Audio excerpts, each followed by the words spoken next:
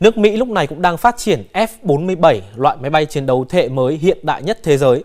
Theo Tổng thống Mỹ Donald Trump, thì không quân nước này đang triển khai máy bay thế hệ thứ 6 đầu tiên trên thế giới. Máy bay F-47 có công nghệ tàng hình mới nhất, có khả năng cơ động, có sức mạnh và tốc độ mà không loại máy bay nào có thể đạt tới. Một phiên bản thử nghiệm của máy bay này đã được triển khai trong gần 5 năm qua. Chương trình phát triển máy bay thế hệ mới F-47 của Mỹ trị giá 20 tỷ đô la Mỹ để thay thế cho máy bay F-22 Raptor hiện nay do Lockheed Martin sản xuất.